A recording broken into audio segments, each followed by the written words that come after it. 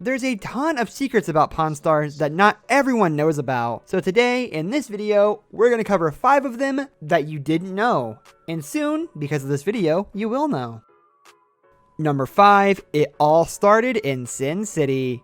Richard Harrison, aka Old Man, his son Rick, Rick's son Corey, and Corey's friend Chumley had been working at the world-famous Gold and Silver Pawn Shop long before Pawn Stars premiered. Old Man opened the store in 1989 and ran it as a 24-hour family business.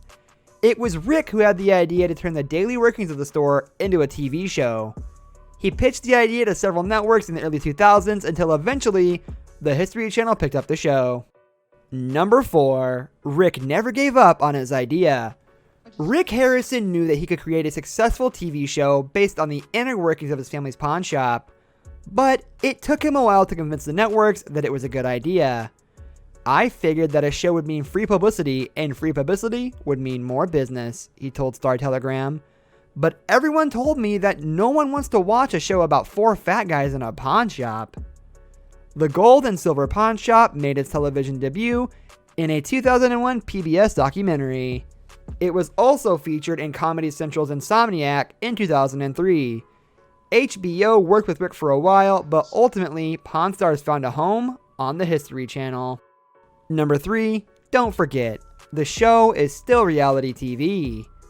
Audiences fell in love with Pawn Stars as soon as the first episode aired. In its first year, it was the second most popular reality show on TV. Jersey Shore was the first.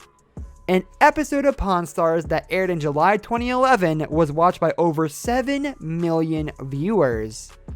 The show became so popular because everyone on it seems so relatable. But that doesn't mean it's not a reality TV show. Pawn Stars isn't all it seemed to be. Number 2, the experts on the show aren't actually Rick's friends. On the show, whenever Rick isn't sure about the validity or price of an item, he calls in an expert to help him figure out what's what. Rick always tells the camera that he's calling in a good friend, but in reality, these experts are selected by producers. The experts aren't for appearing on the show or sharing their expertise, but they do get some exposure and publicity, which helps them promote their businesses.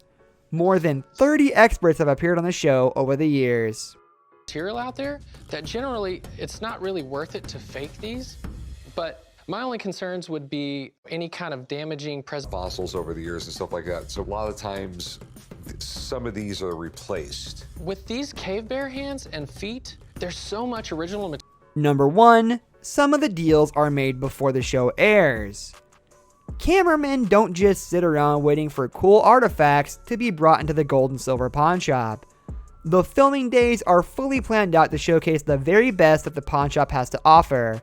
That means if somebody brings in something cool on a non-filming day, they might be asked to bring it back later so it can be featured on the show. Sometimes Rick and his crew communicate with potential sellers via email before filming to ensure that the coolest artifacts arrive at the shop when the film crew is on set. This allows them to get the best and most creative footage, and also allows the History Channel to see some really cool items.